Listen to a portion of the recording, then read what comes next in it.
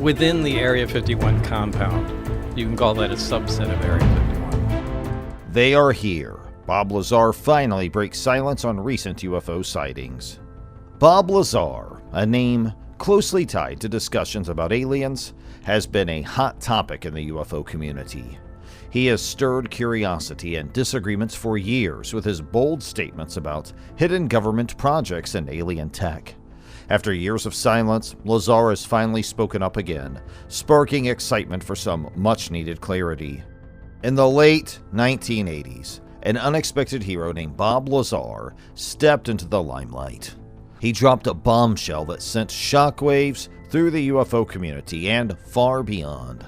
Lazar revealed that he had worked at a super-secret place called S4, nestled near the famous Area 51 in Nevada. This was ground zero for his extraordinary claims. He confidently said that he had worked on reversing alien technology. Now here's where it gets really interesting. Lazar spilled the beans about 9 different spacecraft that he insisted were from outer space. Yep, 9 actual flying saucers. And guess what? One of them, he playfully called it the sport model, was powered by something mind-blowing. This thingamajig used a special element that no one in the regular world knew about at that time. It's called Element 115, and this special stuff had a superpower. It could make things fly in ways that broke all the rules of physics we knew. The craft could do wild moves that seemed impossible. Lazar said he worked on alien spaceships, and one of them used Element 115 to defy gravity and do all sorts of crazy tricks. Can you believe that? It's like something out of a sci-fi movie. Lazar explained how things worked at S4. He said different teams did different projects and didn't know about the others. This was to keep things secret. His stories were more detailed than usual UFO stories. He didn't just say he saw UFOs, he said he worked on them. He gave specific info like where and when. This got people more interested in the truth about secret alien stuff. But not everyone believed him. Some had doubts and found problems in his stories. People who knew physics thought it was unlikely that Element 115 could power spaceships like Lazar said. They thought it didn't match what they knew about that element. But Lazar did something big. He got people really talking about UFOs again. He gave us new things to talk about like Area 51 and Element 115. Before him, not many people knew about Area 51. But after he talked, lots of people, like reporters and UFO fans, wanted to see it for themselves, hoping to maybe see something from space. Lazar was like a hero for telling secrets. He risked a lot to share info that could change things. People liked the idea of one person standing up to the government since they were tired of just hearing official stories. Lazar's story got talked about a lot, argued over, and made fun of, but it really mattered. It encouraged others to share their own stories about secret stuff and strange experiences. Talking about UFOs wasn't just about blurry pictures anymore. It had a real voice now, all thanks to Lazar, S4, and Element 115. Lazar talked about a place called S4 near Groom Lake, Nevada. It's a mysterious spot next to the famous Area 51. He said S4 was all about super-secret alien tech, not just science. He talked about 9 flying saucers there, each with different jobs. He said they actually worked, not just for show. He said they were hidden in mountain hangars to stay hidden. If he was right, it means they might have been testing and using these saucers. The coolest thing Lazar talked about was Element 115. He said it powered the alien ships. Nobody knew about it before, but he said it's how the UFOs flew. He said Element 115 was used in a spacecraft's reactor to make gravity waves. These waves made the craft take off and move super fast.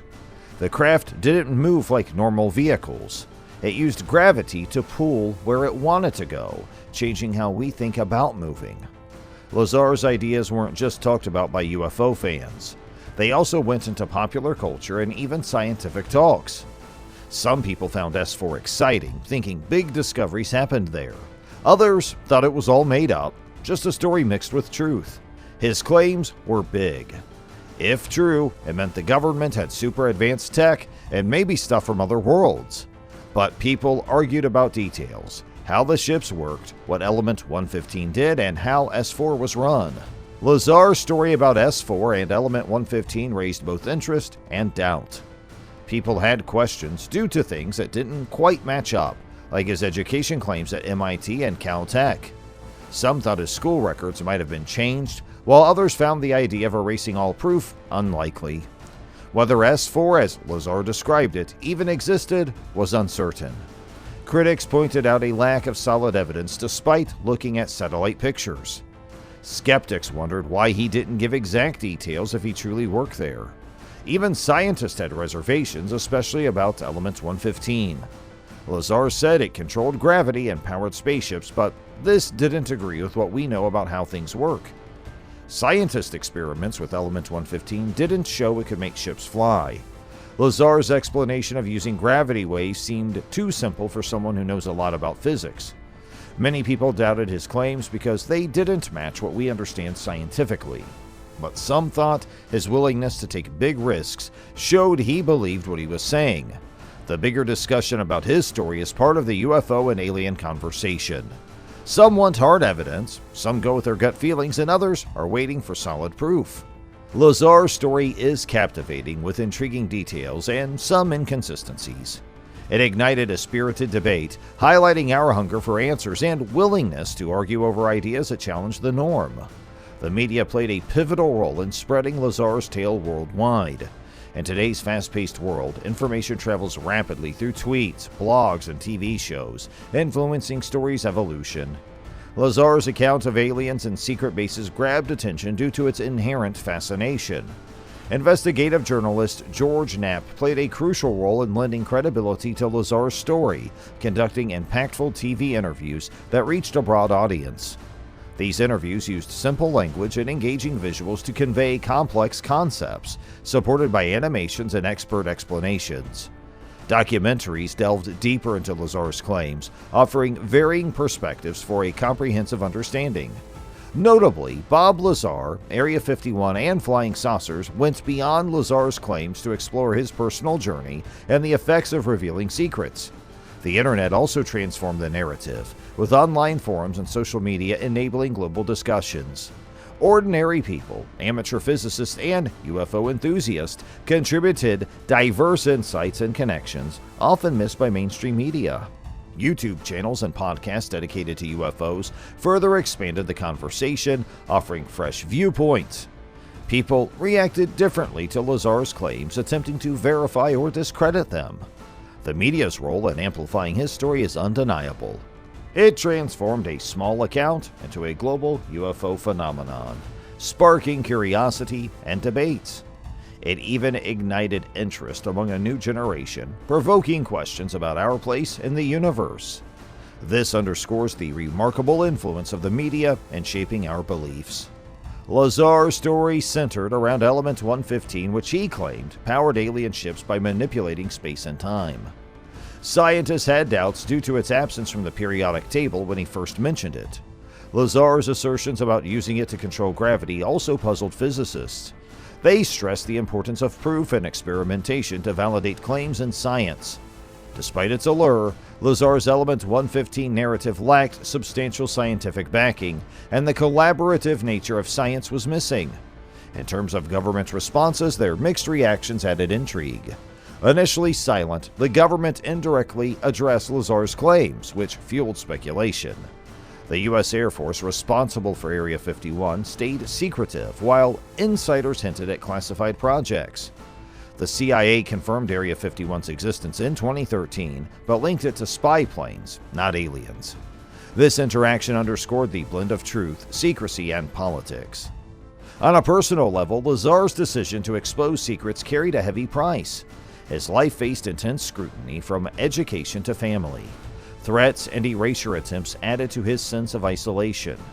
His relationships suffered and his work struggled due to doubts about his credentials and claims. He adjusted, entering unconventional businesses using his fame. Despite successes, challenges remained, reflecting the complexity of his whistleblower journey. Lazar also had problems with the law and his businesses.